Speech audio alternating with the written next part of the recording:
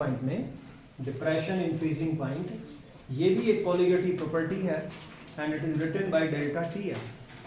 कल जो मैंने आपको कोलिगेटिव प्रॉपर्टी बताई थी उसका नाम था एलिवेशन इन बॉइलिंग पॉइंट या एलिवेशन ऑफ बॉइलिंग पॉइंट।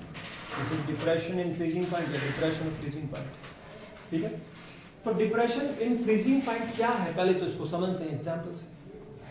जैसे कल मैंने एक एग्जांपल लिया था, ये मैं ले लेता हूं pure solvent. This is pure solvent.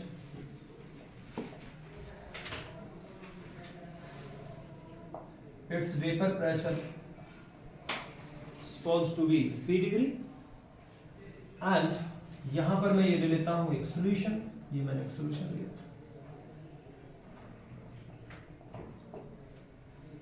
Solution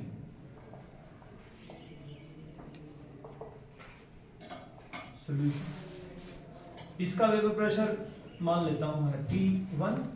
बताएं किसका वेपर प्रेशर कम है और किसका वेपर प्रेशर ज्यादा है। which has low vapor pressure and which has higher vapor pressure। P degree और P1 में क्या रिलेशन है, ये प्योर सॉल्वेंट है वो सॉल्यूशन। कितने बच्चों को पता है, रेज योर हैंड्स। कौन सी वैल्यू छोटी है कौन सी बड़ी है भाई बताओ। P डिग्री कम है, P डिग्री प्योर सॉल्वेंट का है भाई, ये ज्यादा होगा, और P1 सॉल्यूशन का है, ये वेपर प्रेशर कम होगा। ये वेपर प्रेशर लिखिए, ठीक है। तो वेपर प्रेशर कम हो गया। अब बात करते हैं कि ये फ्रीजिंग पॉइंट है क्या। वो टेम्परेचर जिस पर कोई लिक्विड फ्रीज होता है, फ्रीज हो जाता है, दैट वी से फ्रीजिंग पॉइंट। अब आप ये देखिए कि ये मैंने लिया हुआ है सोलवेंट H2O, ये H2O है and this H2O liquid, pure solvent लिया हुआ है। अब इस प्योर सॉल्वेंट को मैं फ्रीज करता हूं, ये बदल जाता है H2O सॉलिड में, ठीक है। और ये प्रोसेस कहां पर पॉसिबल है भाई, ये इक्विलिब्रियम कहां पर पॉसिबल है, एट 0 डिग्री सेल्सियस। ये जानते हो आप कहां पर पॉसिबल होती है ये situation, at 0 degree Celsius. 0 degree Celsius पर ये चीज पॉसिबल होती है। H2O लिक्विड है, हीट करना शुरू किया, किसी क्या नाम इसको, इसका टेम्परेचर कम करना स्टार्ट किया, तो भाई क्या होगा, जैसे ही 0 डिग्री सेल्सियस टेम्परेचर मेंटेन होगा तो ये H2O लिक्विड किसमें फ्रीज होने लगेगा, आइस में बदलने लगेगा। और 0 डिग्री सेल्सियस पर 0 डिग्री सेल्सियस का वाटर भी अवेलेबल होगा और 0 डिग्री सेल्सियस की आइस भी अवेलेबल होगी। इसमें तो कोई परेशानी नहीं किसी। यहां पर अगर मैं बात करता हूं vapour pressure, vapour pressure, yes बताइए, वेपर प्रेशर और टेम्परेचर का रिलेशन कितने बच्चे जानते हैं, हाथ उठाएं। What is the relationship between vapour pressure and temperature, Praveen बताओ, शाबाश। टेम्परेचर, वेपर प्रेशर जो होता है वो टेम्परेचर के डायरेक्टली प्रोपोर्शनल होता है, बिल्कुल सही बात। बैठ जाइए। यहां पर टेम्परेचर है 0 डिग्री सेल्सियस, मींस 273 केल्विन। तो अब जो यहां पर वेपर प्रेशर होगा that is the function of this temperature, and what the temperature, 273 kelvin. Kelvin में लेते हैं टेम्परेचर हर जगह। अब 0 सेल्सियस लिख दूं तो फिर तो 0 हो जाएगा, प्रोग्राम 0 थोड़ी करना है, तो केल्विन में लेना है टेम्परेचर। अब दूसरी बात, यहीं से आपको बात समझ में आ जाएगी। अब मैंने क्या किया, मैंने इसका सॉल्यूशन बनाया, सॉल्यूशन। जब मैं इसका सॉल्यूशन बनाता हूं तो भाई सॉल्यूशन बनाने के लिए मैं क्या करूंगा, यानी मैंने ये लिया हुआ है H2O लिक्विड लिया हुआ है और इसमें मैंने शुगर डाल, सॉलिड फॉर्म में शुगर, घुल जाएगी और यहां पर बन जाएगा शुगर का सॉल्यूशन।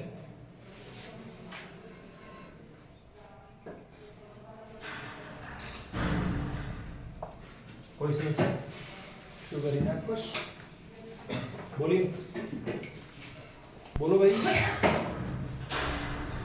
अब जब ये आपके पास में ये सॉल्यूशन बना, शुगर यहां पर ये अनडिसॉल्व शुगर है और ये शुगर डिसॉल्व्ड है, तो डिसॉल्व और अनडिसॉल्व शुगर के बीच में एक इक्विलिब्रियम रहता है, ठीक है ना, जिसे हम कहते हैं सोल्यूट सॉल्यूशन इक्विलिब्रियम। क्या कहते हैं इस इक्विलिब्रियम को? Solute solution equilibrium. ये जो सोल्यूट शुगर अनडिसॉल्व है ये कंटिन्यूअसली इधर इसमें सॉल्वेंट में डिसॉल्व होती रहती है और सॉल्यूशन बनता रहता है, और जो सॉल्यूशन में डिसॉल्व है वो प्रेसिपिटेट होती रहती है। और एक सिचुएशन आती है जब इस शुगर के डिसॉल्व होने की रेट और ये जो शुगर डिसॉल्व है इसके प्रेसिपिटेट होने की रेट दोनों, या क्रिस्टलाइज होने की रेट दोनों इक्वल हो जाती है, उसे हम कहते हैं सोल्यूट सॉल्यूशन इक्विलिब्रियम। ठीक है क्या बात? अब मुझे वेपर प्रेशर के बारे में बताएं। ये जो आपका ये सॉल्यूशन था, एक्वा सॉल्यूशन, जब शुगर डिसॉल्व हो गई इसमें, ये सॉल्यूशन बन गया, तो वेपर प्रेशर इंक्रीज हुआ या डिक्रीज हुआ? Vapour pressure of this solution इसके रेस्पेक्ट में कम है या ज्यादा है? P1 बड़ा है या P डिग्री बड़ा है? P डिग्री बड़ा है, P1 छोटा है, वेपर प्रेशर कम हो गया, वेपर प्रेशर कम हो गया। यहां पर जो वेपर प्रेशर है वो कम हो गया, इसका कोई फ्रीजिंग टेम्परेचर रहा होगा सॉल्यूशन का। पहले जब ये प्योर सॉल्वेंट था ये 0 डिग्री सेल्सियस पर फ्रीज हो गया था। अब क्या हुआ, क्योंकि vapour pressure is the function of temperature, तो वेपर प्रेशर हो गया कम। यहां पर ये टेम्परेचर कौन सा है? Freezing temperature 0 degree Celsius. अब ये वेपर प्रेशर अगर कम हो जाएगा then what about the freezing point of the solution? ये चीज बढ़ेगी तो ये भी बढ़ेगा, ये कम होगा तो ये भी कम होगा। बोलो भाई, दोनों एक दूसरे के डायरेक्टली प्रोपोर्शनल है। तो अगर वेपर प्रेशर कम हो गया then what about the freezing temperature? Freezing temperature क्या हो जाएगा? कम हो जाएगा। कितने बच्चों को मेरी बात समझ में आ गई? तो अगर पानी वाटर 0 डिग्री सेल्सियस पर फ्रीज होता है तो उसका जो सॉल्यूशन है 0 डिग्री सेल्सियस से कम टेम्परेचर पर फ्रीज होगा। यहां पर टेम्परेचर है 0 डिग्री, पता चला कि ये जो सॉल्यूशन है ये फ्रीज होता है -2 डिग्री सेल्सियस पर। कितने टेम्परेचर पर? -2 डिग्री सेल्सियस पर फ्रीज होता है। तो डिप्रेशन हो गया फ्रीजिंग पॉइंट में, डिक्रीज हो गया फ्रीजिंग पॉइंट में, इसे कहा जाता है डिप्रेशन इन फ्रीजिंग पॉइंट। ये फटाफट से लिख लें, ये मैंने बड़े इंपॉर्टेंट आपको पॉइंट बताया है कि वेपर प्रेशर कम हो गया तो फ्रीजिंग पॉइंट कम हो गया। अगर फ्रीजिंग पॉइंट को मैं कह देता हूं प्योर सॉल्वेंट के TF डिग्री, और ये जो आपका सॉल्यूशन है, ये सॉल्यूशन जो बना है इसके फ्रीजिंग पॉइंट को मैं कह देता हूं TF, तो बड़ा कौन सा है छोटा कौन सा है? ये टेम्परेचर ज्यादा है 0 डिग्री सेल्सियस, और ये TF ये कम है -2 डिग्री सेल्सियस। ठीक है, तो बेटा what about delta TF? Delta TF किसके इक्वल? डेल्टा TF सिर्फ एक चेंज को बताता है, तो हायर में से लोअर टेम्परेचर को सब्ट्रैक्ट करेंगे तो किसके इक्वल हो जाएगा? This is equal to TF ज्यादा है, TF डिग्री ज्यादा है, TF डिग्री ज्यादा है 0 डिग्री सेल्सियस, ये कम है -2 डिग्री सेल्सियस। तो भाई बड़े में से छोटे टेम्परेचर को सब्ट्रैक्ट करेंगे, TF degree minus TF, this is depression in freezing point. TF degree कितना है? TF डिग्री है 0 degree Celsius, this is 0 degree Celsius. और भाई ये आपका TF कितना है? -2 डिग्री सेल्सियस, माइनस माइनस क्या हो जाएगा? +2 degree, so this is 2 degree. ठीक है, केल्विन में लेंगे तो भी कोई फर्क नहीं पड़ेगा। अगर आप इसको केल्विन में कन्वर्ट कर लें तो कितना ऐड करना पड़ेगा? 273। इसे भी केल्विन में कन्वर्ट करें तो कितना ऐड करना पड़ेगा? 273। तो भाई केल्विन में देखो डिफरेंस अगर आप निकालें कितना आएगा? 273, और ये माइनस, जब इसे आप -2 में 273 ऐड करेंगे तो कितना रह जाएगा? 271। बोलो बोलो, तो कितना आंसर आएगा? 2 केल्विन। तो जब टेम्परेचर का डिफरेंस निकालते हैं, चाहे टेम्परेचर सेल्सियस में हो चाहे केल्विन में हो, कोई फर्क नहीं पड़ता है, दोनों वैल्यू सेम ही आती है। ठीक है, तो डिप्रेशन इन फ्रीजिंग पॉइंट या डिप्रेशन ऑफ फ्रीजिंग पॉइंट को कैसे लिखें, कैसे डिफाइन करें? It is the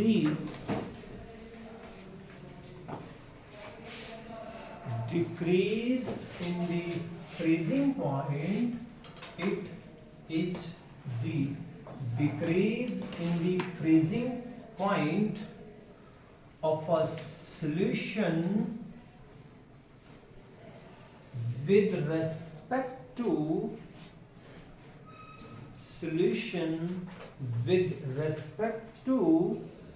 pure solvent. With respect to pure solvent. Should I repeat?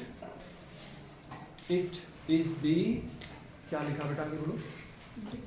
Decrease in the freezing point of a solution with respect to pure solvent. Delta TF से लिखा। आगे बात समझ में? जेई और नीट में यहाँ पर साइड में लिख रहे हैं प्रॉब्लम कि यहां पर ये जो इक्विलिब्रियम एस्टैब्लिश होता है वो एक्चुअल में इक्विलिब्रियम किसके बीच में एस्टैब्लिश होता है? क्वेश्चन कई बार आया है आपके पास में। यहां पर बचे है सोल्यूट और यहां पर है आपका सोल्वेंट, शुगर, वाटर, इक्विलिब्रियम।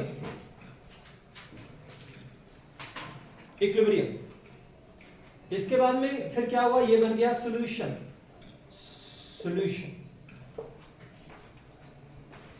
सॉल्यूशन में सोल्यूट और सॉल्वेंट आपस में मिक्स हो। तो क्वेश्चन में ये पूछा जा रहा है कि ये इक्विलिब्रियम किस किस के बीच में है? क्या ये सोल्यूट और सॉल्वेंट और सॉल्यूशन आपस में एक दूसरे के किस तरह से इक्विलिब्रियम में रहते हैं? ये इक्विलिब्रियम सोल्यूट के लिए नहीं है। ये इक्विलिब्रियम सिर्फ कहां पर एस्टैब्लिश रहता है? ये इक्विलिब्रियम रहता है यहां पर आप लेंगे यानी solvent. Equilibrium basically solvent liquid and solvent solid के बीच में रहता है। किस किस के बीच में रहता है? सॉल्वेंट कौन सी फॉर्म में? लिक्विड। और सॉल्वेंट कौन सी फॉर्म में? सॉलिड फॉर्म में। ठीक है, सोल्यूट का कोई लेना देना इक्विलिब्रियम से नहीं है, ऐसा समझिए। आगे बात क्या? तो this equilibrium basically establish between solvent in liquid state यानी पानी इन लिक्विड स्टेट एंड पानी इन सॉलिड स्टेट। हो गया ना आपका सोल्यूशन? ठीक है, उसके बीच में ये इक्विलिब्रियम एस्टैब्लिश है। ग्राफ से चीजों को जरा समझते हैं। ग्राफिकल रिप्रेजेंटेशन देखिए।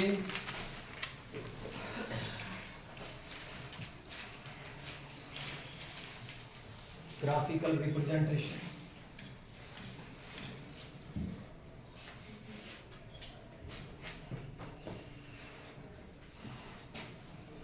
यहां पर कोई वेपर प्रेशर, यहां पर टेम्परेचर, ये वेपर प्रेशर आपका, इसको लिख देता हूं P degree, that is basically atmospheric pressure, है ना। यहां पर इस तरह से एक लाइन ड्रॉ करेंगे, पहले ऐसे एक हार्ड लाइन ड्रॉ करेंगे। इस पर्टिकुलर प्रेशर पर आपका जो सॉल्वेंट है, प्योर सॉल्वेंट, इस पॉइंट पर यहां पर प्योर सॉल्वेंट फ्रीज हो जाता है, पानी फ्रीज हो जाता है, प्योर वाटर फ्रीज हो जाता है। ठीक है, तो भाई इसके बाद में अगर इस पॉइंट के बाद में टेम्परेचर को इंक्रीज करता हूं, यहां पर टेम्परेचर जो है, यहां पर टेम्परेचर है, प्योर सॉल्वेंट की बात हो रही है, this is TF degree, 0 degree Celsius जो था पानी के लिए। अब मैंने टेम्परेचर को रेज किया, अगर मैं टेम्परेचर को इंक्रीज करता हूं तो क्या होगा भाई? वेपर प्रेशर इंक्रीज होगा क्या? ऐसे ही लीनियरली वेपर प्रेशर इंक्रीज होता जाएगा। ये जो ग्राफ है this is for pure solvent, ये प्योर सॉल्वेंट के लिए, this graph is for pure solvent. ठीक है, ये प्योर सॉल्वेंट के लिए ग्राफ है। दूसरा पॉइंट,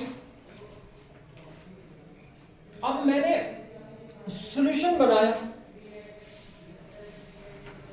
तो सॉल्यूशन का वेपर प्रेशर सॉल्वेंट के रेस्पेक्ट में कम होगा या ज्यादा होगा? अभी तो सिखाया भाई, अगर मैंने सॉल्यूशन बना लिया तो सॉल्यूशन का सॉल्वेंट के रेस्पेक्ट में वेपर प्रेशर कम होगा या ज्यादा होगा? कम होगा। तो अगर सॉल्वेंट का वेपर प्रेशर P डिग्री है, ये P डिग्री सॉल्वेंट का वेपर प्रेशर है, तो सॉल्यूशन का जो वेपर प्रेशर है उससे कम होगा, यहां कहीं पर होगा। ये वेपर प्रेशर तो ऐसा ये होगा उसका वेपर प्रेशर से P1।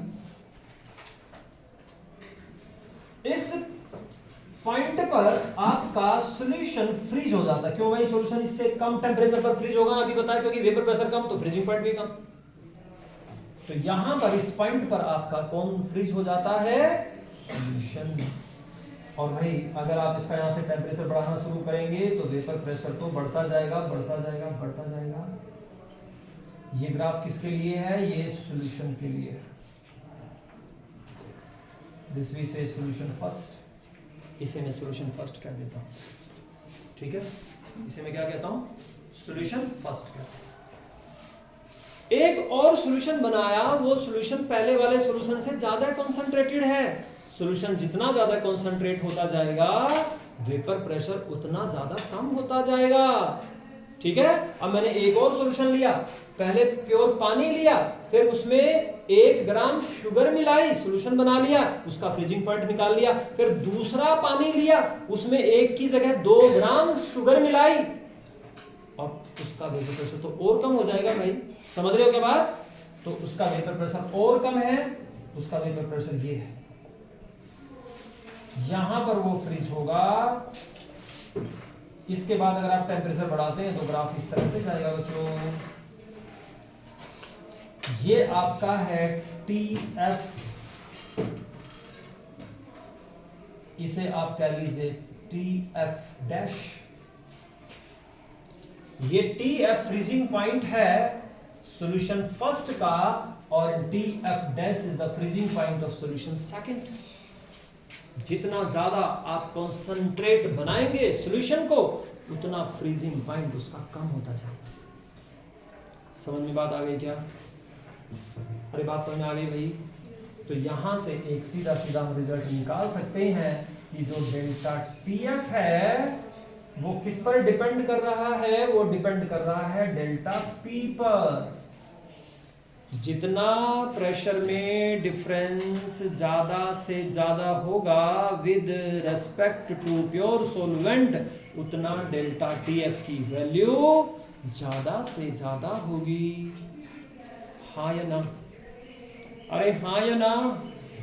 और डेल्टा P जो है, ये कल भी मैंने आपको बताया था, ये एक तरह से मोलैलिटी पर डिपेंड करेगा। जितनी ज्यादा मोलैलिटी होगी, उतना प्रेशर में डिक्रीज ज्यादा से ज्यादा होगा, ठीक है? देखो भाई, यहां पर 1 ग्राम डिजोल्व किया था 1 लीटर में, 1 किलोग्राम वाटर में। यहां पर 2 ग्राम डिजोल्व किया है 1 किलोग्राम वाटर में। तो भाई यहां पर मोलैलिटी ज्यादा होगी, यहां पर मोलैलिटी कम होगी। समझ में आ रही है के बात? तो भाई जहां पर मोलैलिटी ज्यादा, वहां पर प्रेशर में डिक्रीज उतना ही ज्यादा। तो क्या लिख सकते हैं इन दोनों इक्वेशन से? ये फर्स्ट कह लीजिए, ये सेकंड कह लीजिए। Delta TF directly proportional to m लिखा जा सकता है। कल मैंने रोड्स लॉ से इसको बताया था, शॉर्टकट में बता दिया। Delta TF is equal to KF into m। This KF is known as molar depression, molar depression constant, molar depression constant।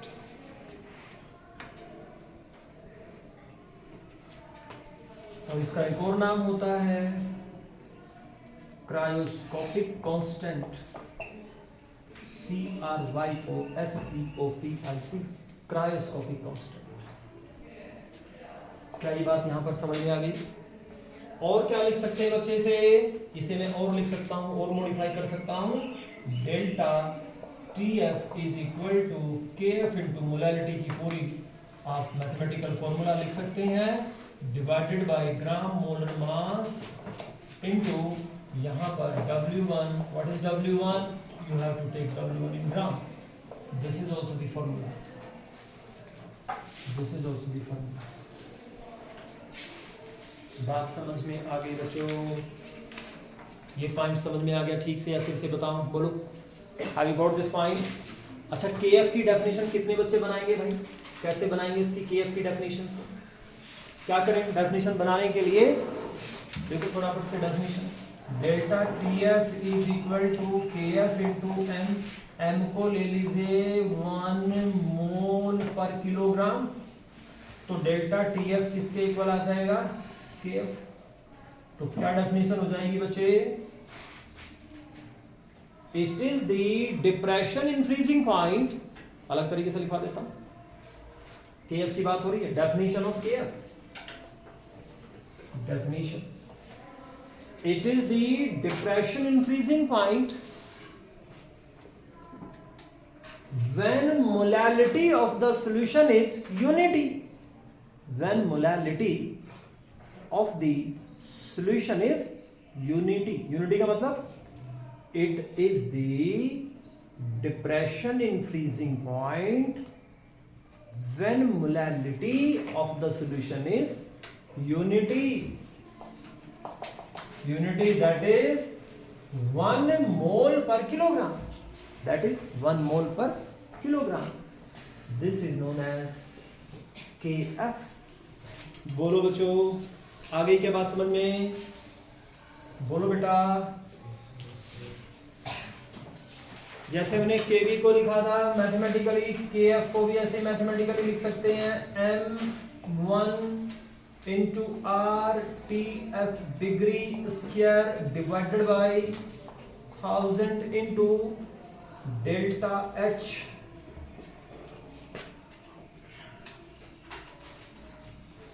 fusion, delta H fusion, बाकी सब वर्ड आपको पता है, ठीक है जी।